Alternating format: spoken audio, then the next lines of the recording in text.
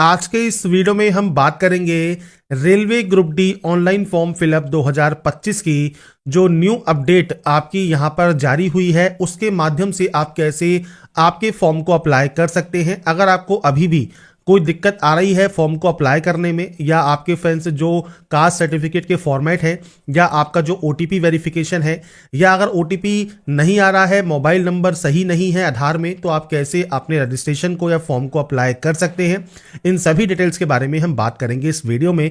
और इससे रिलेटेड जानकारी आपको वीडियो डिस्क्रिप्शन में jobrasa.com पर देखने को मिल जाएगी। वहां पर जाकर आप इसकी डिटेल्स को चेकआउट कर सकते हैं और आप इसमें अप्लाई कर सकते हैं।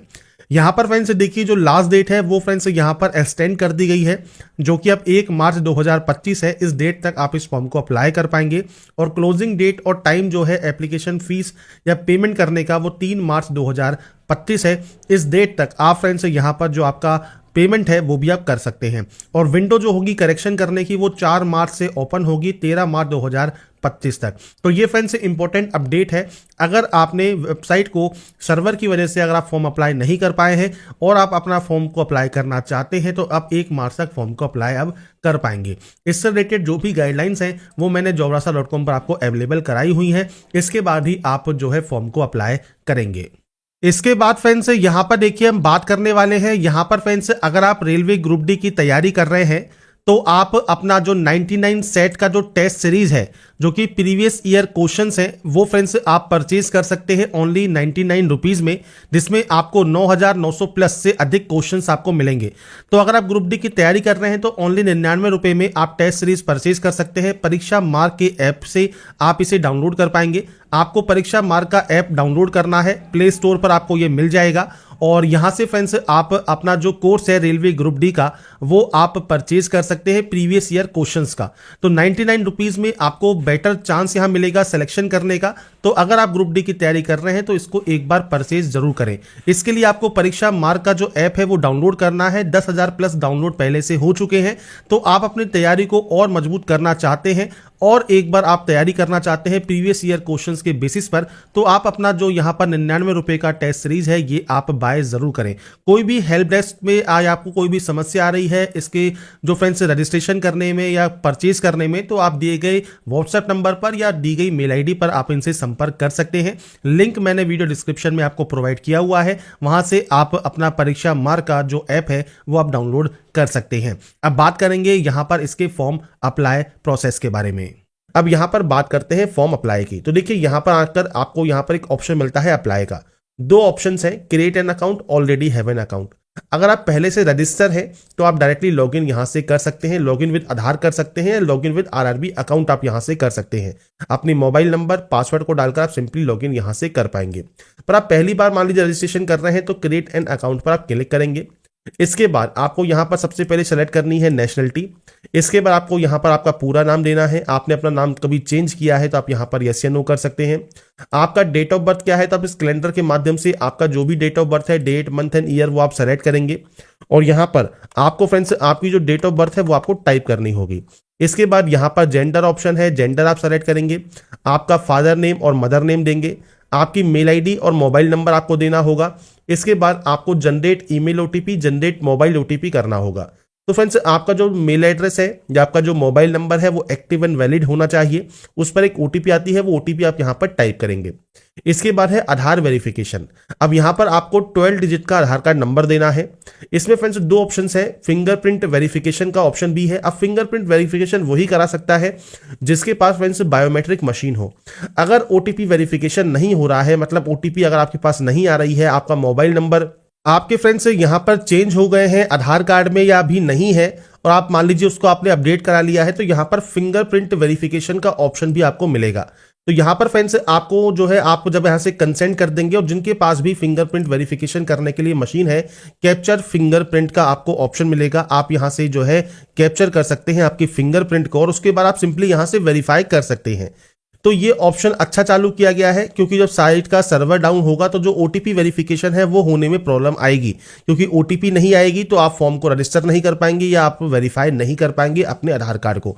तो यहाँ पर जो ये ऑप्शन चालू किया गया है फिंगरप्रिंट वेरिफिकेशन का, तो वो भी फ्रेंड्स अच्छा ऑप्शन है। तो पर ये फ्रेंड्स आपको किसी शॉप पर जाकर ही करवाना होगा, तो आप फॉर्म अपने घर पर भर सकते हैं, पर जो फिंगरप्रिंट वेरिफिकेशन है या रजिस्ट्रेशन है वो कहीं पर भी जाकर, जहां पर फ्रेंड्स आपकी बायोमेट्रिक मशीन हो वहां से आप कैप्चर कर सकते हैं। अभी देखिए नेटवर्क एरर आ रहा है क्योंकि हमारे पास बायोमेट्रिक मशीन नहीं है।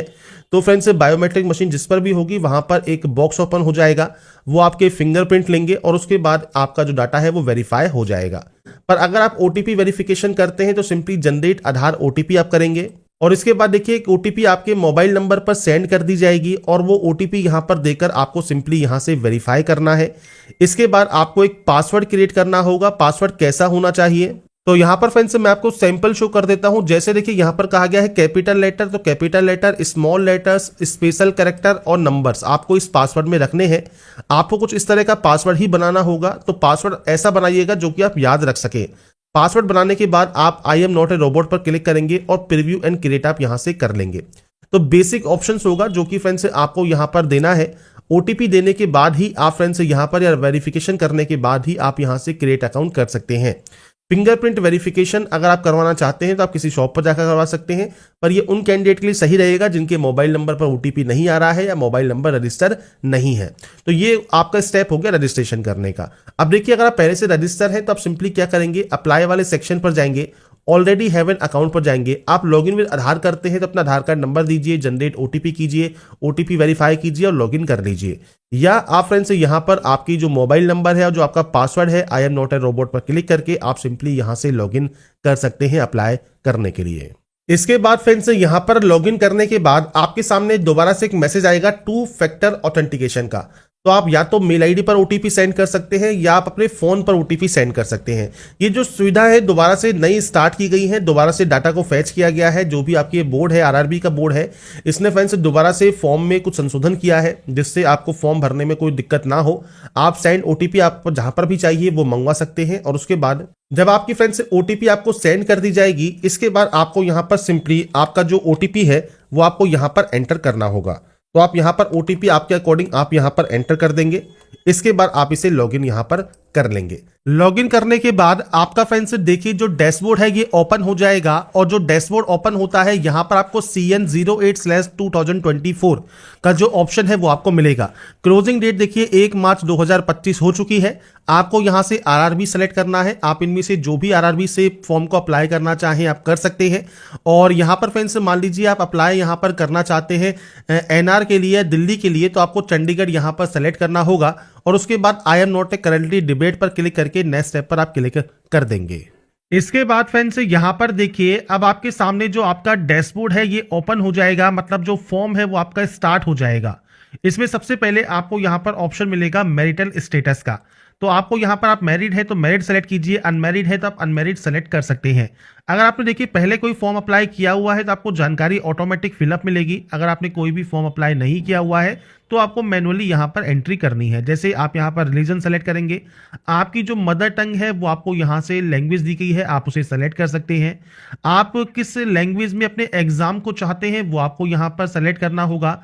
इधर है परमानेंट विजिबल मार्क। अब विजिबल मार्क क्या होते हैं, आपके चेहरे पर, हाथ पर, पैर पर, जैसे कोहनी से नीचे नीचे और ऐसे ही आपके घुटने से नीचे नीचे जो भी आपका विजिबल, कोई भी कट का निशान है, कोई मोल है, कोई बर्न का निशान है, कोई कट का निशान है जो कि विजिबल हो तो आप उसकी जानकारी दे सकते हैं। नहीं है तो आप नो मार्क की एंट्री कर देंगे।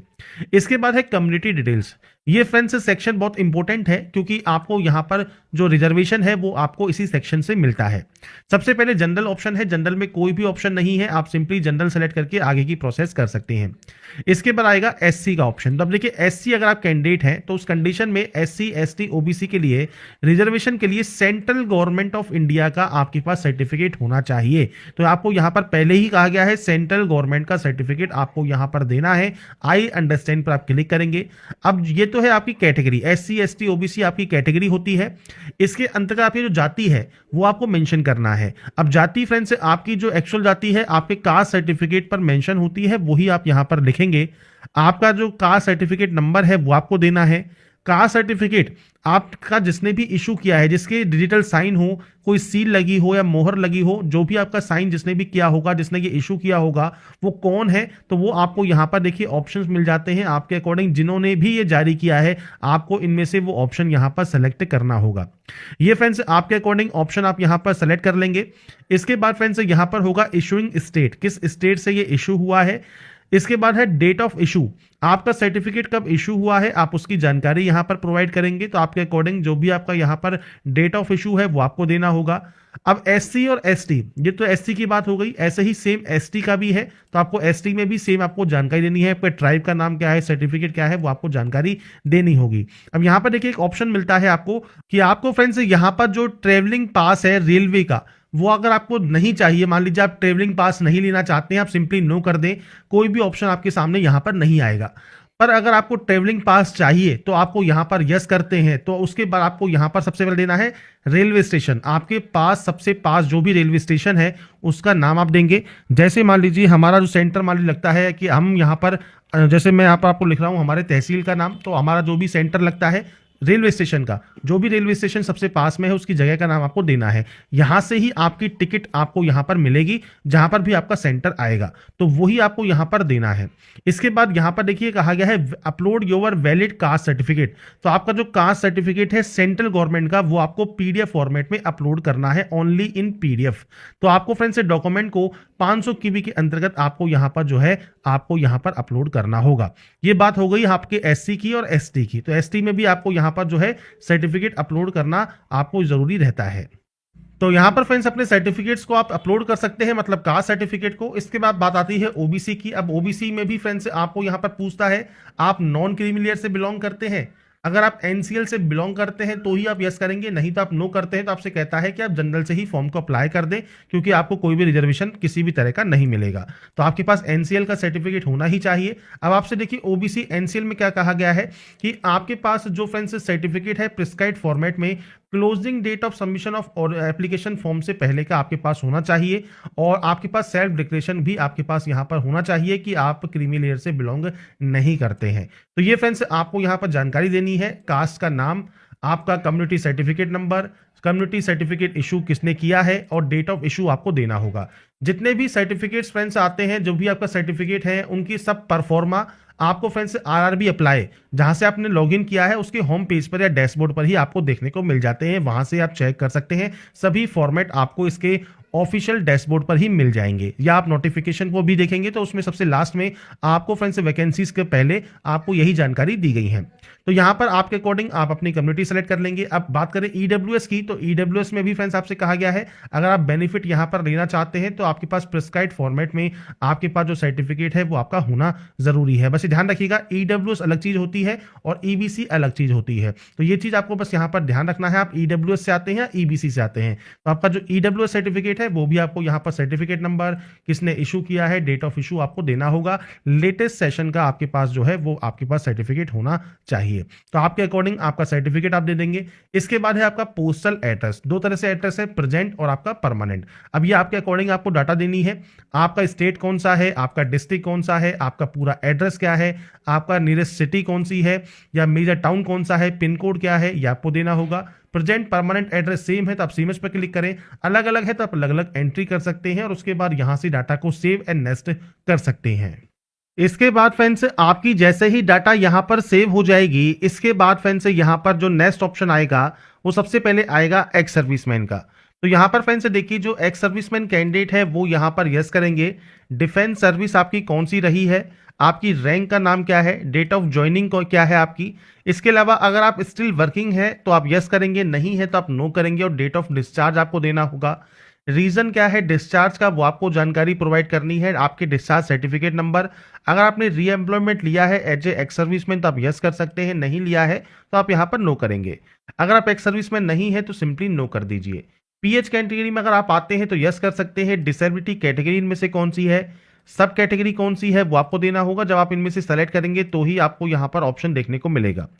इसके बाद परसेंटेज ऑफ डिसेबिलिटी क्या है, नेचर ऑफ डिसेबिलिटी परमानेंट है, टेम्परेरी है, पीएच सर्टिफिकेट नंबर क्या है। अगर आपके पास यूडीआईडी नंबर अवेलेबल है तो आप दे सकते हैं। पीएच सर्टिफिकेट इशू कब हुआ है वो जानकारी आपको देनी होगी। नहीं है पीएच तो आप सिंपली नो कर सकते हैं।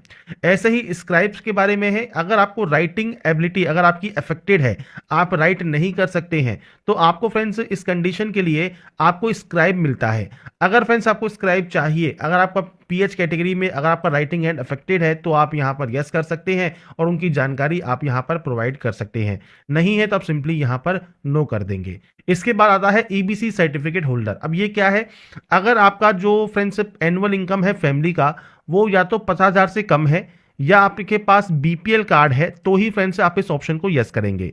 यहां पर ध्यान रखिएगा, आपको कोई भी रिजर्वेशन नहीं मिलता। आपको ईबीसी का जो बेनिफिट मिलता है वो मिलता है ओनली फीस में। तो आपको फीस में जो छूट है वो आपको मिल जाएगी, मतलब जो 250 रुपये फीस है वो आपको कम से कम पे करनी होगी।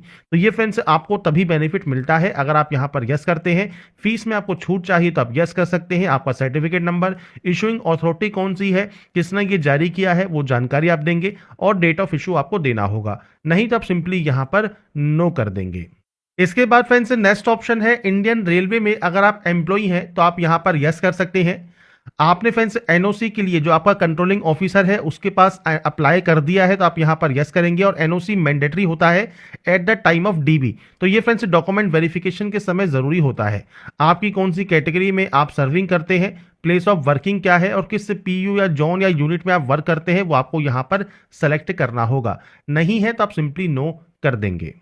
इसके बाद फ्रेंड्स नेक्स्ट ऑप्शन है अगर आपका जो करंट डिपार्टमेंट है, जैसे सेंट्रल गवर्नमेंट का है, स्टेट गवर्नमेंट का है या पीएसयू का है, इनमें से कोई भी अगर आपका ऑप्शन एप्लीकेबल है तो आप उस ऑप्शन को सेलेक्ट कर सकते हैं। जैसे आप फ्रेंड्स सेंट्रल गवर्नमेंट में वर्क करते हैं तो अपनी ऑर्गेनाइजेशन का नाम देंगे, कब से आप काम कर रहे हैं और स्टिल वर्किंग है तो आप यस कर सकते हैं और इसकी जानकारी आप प्रोवाइड करेंगे।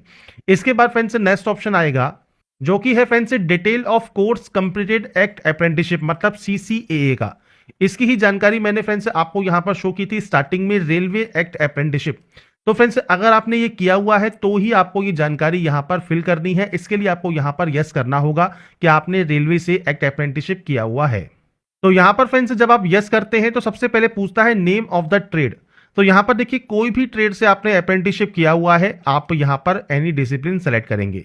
इसके बाद है ट्रेनिंग कब से आपकी स्टार्ट हुई है, ट्रेनिंग कब तक चली है, वो जानकारी आपको देनी है। आपका रिजल्ट अगर डिक्लेयर हो गया है तो आप यहां पर यस कर सकते हैं।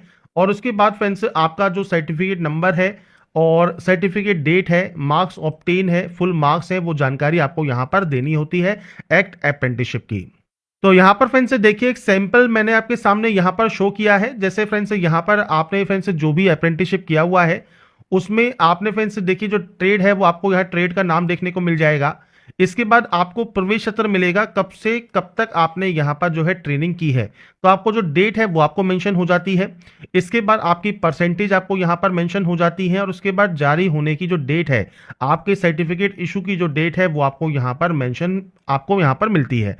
तो ये जानकारी आपको आपके सर्टिफिकेट पर भी मेंशन होती है और आपने फ्रेंड्स से कब तक किया है वो जानकारी भी आप यहाँ पर चेकआउट कर सकते हैं। प्लेस ऑफ इशू भी आपको यहाँ पर देखने को मिलता है। तो जो भी आपको जानकारी चाहिए वो सब जानकारी आपको यहाँ पर देखने को मिल जाएंगी और इसके अकॉर्डिंग ही जैसा भी आपके पास सर्टिफिकेट है आपके अप्रेंटिसशिप का, उसके अकॉर्डिंग जानकारी आपको एंटर करनी है। अब यहाँ पर फ्रेंड्स देखिए जो प्रॉब्लम यहाँ पर सभी कैंडिडेट को जो है यहाँ पर फेस करनी पड़ रही है वो क्या है, तो वो फ्रेंड्स जो प्रॉब्लम है वो है इसकी ड्यूरेशन। तो आप देख रहे होंगे ट्रेनिंग की जो डेट है वो आपने जब यहाँ पर एंटर की, जो भी फ्रेंड्स डेट हमें यहाँ पर दी गई है, जब हम इसे एंटर करते हैं तो आपके सामने जो ड्यूरेशन आती है वो आती है सिर्फ 11 महीने 30 दिन की। तो यहाँ पर फ्रेंड्स 1 साल के लिए फ्रेंड्स जो आपकी अप्रेंटिसशिप रिक्वायर्ड की गई है उसमें फ्रेंड्स 1 दिन कम आपका यहाँ पर आता है, क्योंकि जो डेट है जिस डेट पर आपका ये खत्म हो रहा है, जो भी लास्ट डेट है उस डेट पर फ्रेंड्स आपका यहाँ पर जो क्राइटेरिया है वो काउंट कर रहा है। तो आपको यहाँ पर फ्रेंड्स अभी देखिए वेट करना है, क्योंकि यहाँ पर क्योंकि फॉर्म अभी स्टार्ट ही हुए हैं तो समस्याएं धीरे धीरे जैसे जैसे आती जाएंगी वैसे वैसे फ्रेंड्स आगे की प्रोसेस में भी आपको उसकी मदद मिलेगी।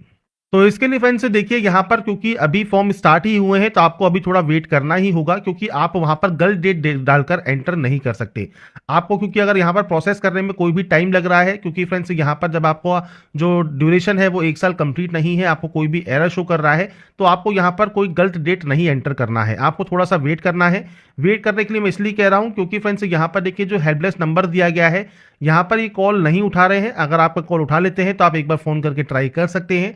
आपको जो ये मेल आईडी दी गई है इस पर आप मेल करेंगे और आपकी जो समस्या है कि जो ट्रेनिंग की जो सीसीए की अप्रेंटिसशिप ट्रेनिंग ड्यूरेशन है वो 1 साल की नहीं है। तो फ्रेंड्स आपको पूछना है कि आपको क्या करना है, तो वो फ्रेंड्स हो सकता है पोर्टल को जल्दी से सही कर दे और जो आपकी जो कट ऑफ डेट है उस डेट पर ये आपका जो ट्रेनिंग शेड्यूल है वो काउंट किया जाए। इसके बाद आपका यहाँ पर जो ड्यूरेशन है वो एक दिन ऑटोमेटिक आ जाएगा, मतलब 1/8/2022 भी अगर वो काउंट करते हैं तो ये ऑटोमेटिक यहाँ पर हो जाएगा जो है 1 साल का। उसके बाद ही आप इसमें सबमिट कर पाएंगे। क्योंकि मैं आपको प्रोसेस बता रहा हूं तो आपको जो फॉर्म है वो इसी तरह से भरना होगा। आपकी जैसे ही डेट यहाँ पर 1 साल की हो जाएगी, इसके बाद फ्रेंड्स आपके सर्टिफिकेट नंबर, सर्टिफिकेट डेट, आपके नंबर्स कितने कितने आपने गेन किए हैं वो जानकारी आप देकर यहां से फॉर्म को सबमिट कर पाएंगे। ऐसा ही फ्रेंड्स ऑप्शन नीचे है बैंक डिटेल्स का। अब ये जो ऑप्शन है ये फ्रेंड्स मेनली इसके लिए है जो कि आपकी फीस रिफंड के लिए है। जो आपकी फीस रिफंड होगी, जैसे 500 रुपए है तो उसमें 400 रुपए रिफंड होगा। 250 रुपए फीस आपको पे करनी हो रही है तो आपको 250 रुपए जो रिफंड होंगे सीबीटी के बाद, वो फ्रेंड्स आपको जिस अकाउंट में चाहिए आपको उसकी जानकारी देनी है। मेनली आपके बैंक की पासबुक देखिए, बैंक की पासबुक का जो फर्स्ट पेज है उसमें फ्रेंड्स आपको आपके बैंक का account number, bank account holder name, bank का आईएफएससी कोड ये सब देखने को मिल जाएगा। उसके अकॉर्डिंग डाटा को एंटर कीजिए और उसके बाद यहां से सेव एंड नेक्स्ट कर दीजिए। इसके बाद फ्रेंड्स नेक्स्ट ऑप्शन आता है आपकी क्वालिफिकेशन का। अब देखिए क्वालिफिकेशन में सबसे पहले फ्रेंड्स यहां पर देखिए ऑप्शंस मिलेंगे आपको आईटीआई, 10th और एनएसी का। अब यहां पर जैसे आपका 10th है तो 10th को सेलेक्ट कीजिए। क्वालिफिकेशन में आपने किस स्टेट से, किस डिस्ट्रिक्ट से पास किया है, बोर्ड का नाम क्या है तो आपके बोर्ड का नाम आप यहां पर पूरा नाम एंटर कीजिएगा। डेट ऑफ पासिंग क्या है वो आपको देना है, रोल नंबर देना है। 10th का जो सर्टिफिकेट का सीरियल नंबर है, सर्टिफिकेट नंबर है, वो जानकारी आपको देकर अपडेट कर देना है। मैं सिर्फ डेमो शो कर रहा हूं, आपकी एक्चुअल डाटा आपको यहां पर एंटर करनी है। ऐसे ही आईटीआई में आपकी आईटीआई किसी भी डिसिप्लिन में है, किस स्टेट से पास किया है, किस डिस्ट्रिक्ट से पास किया है, इंस्टीट्यूट का नाम क्या है, डेट ऑफ पासिंग क्या है। इसके बाद फ्रेंड्स सर्टिफिकेट इशू एनसीवीटी कैसे हुआ है, एससीवीटी से हुआ है, नेशनल ट्रेड सर्टिफिकेट कौन सा है, जानकारी आप यहां पर देकर अपडेट कर सकते हैं। अब इस पोस्ट के लिए केवल 10वीं क्लास पास आउट कैंडिडेट भी एलिजिबल है। आईटीआई किया हुआ है तो आईटीआई भी एलिजिबल है, और आपने एनईसी भी किया हुआ है तो आप ट्रेड में एनी डिसिप्लिन सेलेक्ट करेंगे। इसके बाद सेम आपने किस स्टेट से इसको पास किया है वो जानकारी फ्रेंड्स आपको यहां पर देनी है। इसके बाद फ्रेंड्स आपने यहां पर इसको फ्रेंड्स किस डिस्ट्रिक्ट से पास किया है, आपके इंस्टीट्यूट का नाम क्या है जहां से आपने एनएसी किया हुआ है तो आपको इंस्टीट्यूट का नाम भी देखने को मिल जाएगा। जो आपका सर्टिफिकेट है उस पर डेट ऑफ पासिंग क्या है तो आपका जो डेट ऑफ पास है, रिजल्ट डेट है जो है वो ही आपको यहां पर एंटर करना होगा। तो आपका रिजल्ट डेट आप यहां पर एंटर कर देंगे। मैं सिर्फ सैंपल शो कर रहा हूं, आपके अकॉर्डिंग आपकी डाटा आपको एंटर करनी है।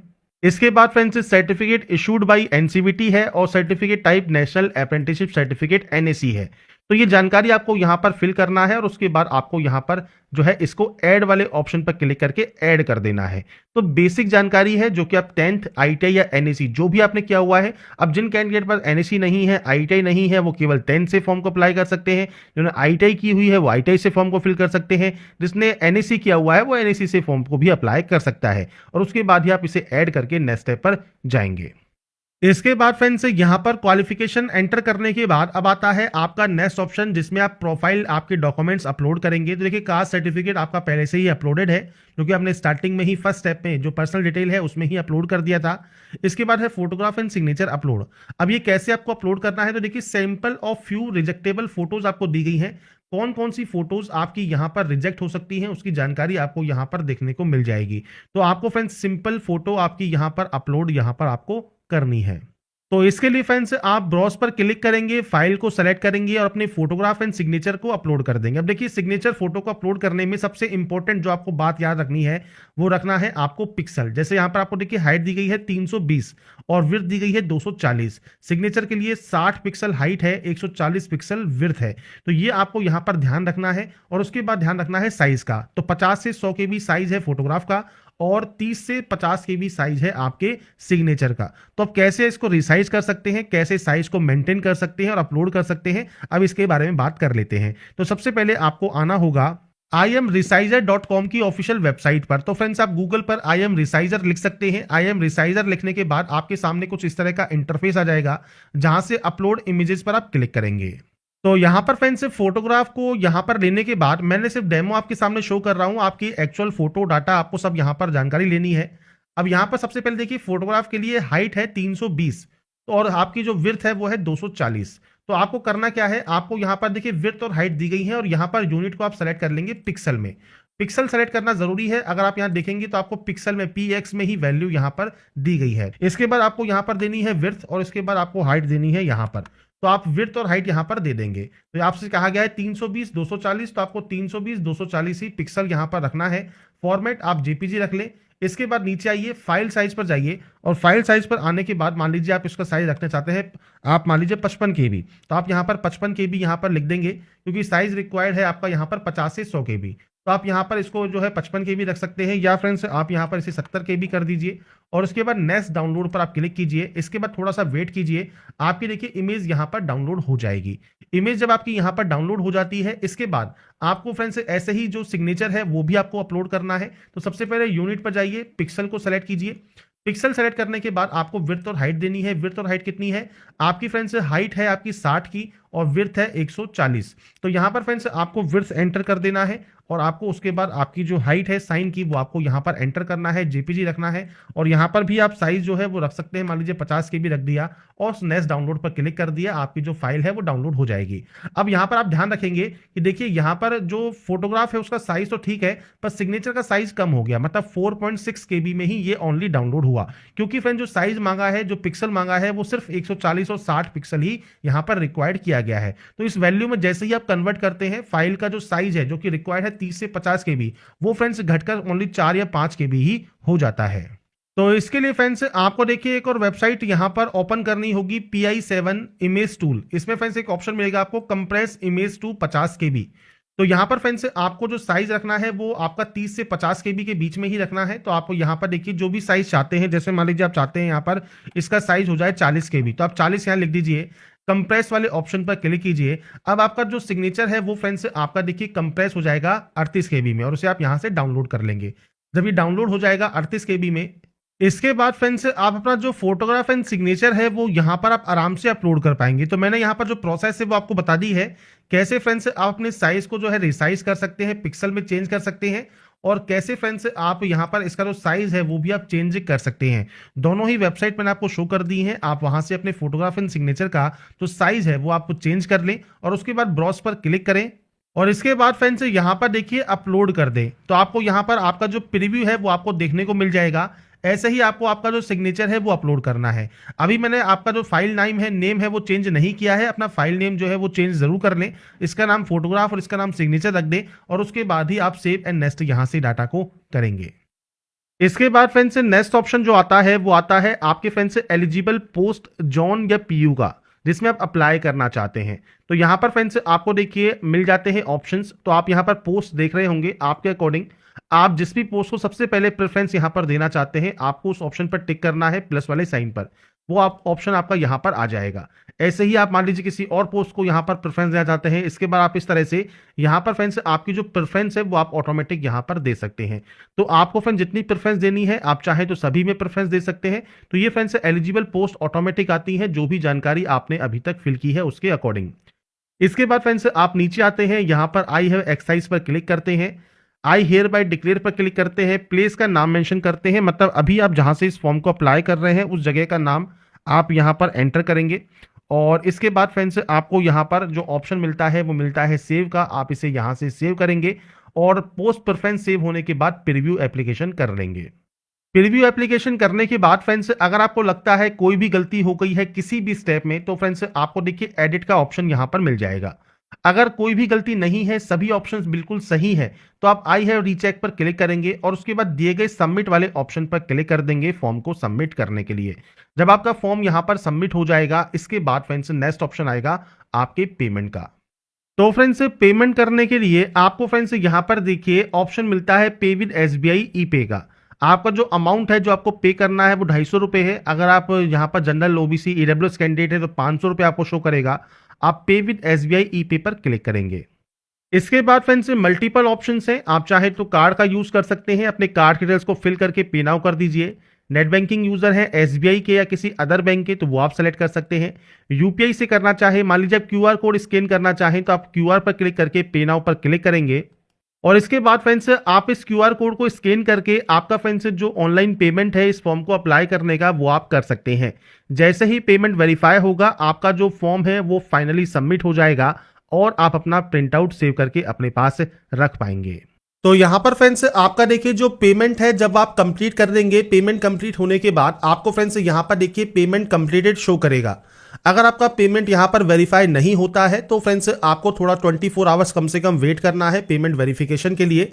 और यहाँ पर आपको पेमेंट वेरीफाई का ऑप्शन भी मिलता है, आप यहाँ पर वेरीफाई वाले ऑप्शन पर क्लिक करके पेमेंट को वेरीफाई कर सकते हैं। 24 आवर्स कम से कम वेट करें।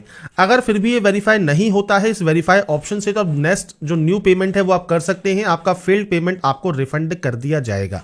तो ये फ्रेंड्स आपका ऑप्शन है। इसके बाद फ्रेंड्स व्यू एप्लीकेशन पर क्लिक कीजिए। आपके एप्लीकेशन फॉर्म का जो प्रिंट आउट है वो आप सेव या डाउनलोड करके अपने पास रख सकते हैं फ्यूचर यूज के लिए, फ्यूचर रेफरेंस के लिए। तो यहां पर देखिए जो प्रोसेस है वो मैंने आपको बता दी है, कैसे आप रेलवे ग्रुप डी का ऑनलाइन फॉर्म फिलअप 2025 कर सकते हैं, कैसे आप पेमेंट कर सकते हैं। बाकी की जानकारी आपको फ्रेंड्स jobrasta.com पर देखने को मिल जाएगी। अगर आपको हमारा ये अपडेट पसंद आया है तो लाइक सब्सक्राइब एंड शेयर जरूर कीजिए। बाकी की जानकारी के लिए ऐसे ही बने रहिए हमारे साथ, देखते रहिए हमारा YouTube channel. Thanks for watching.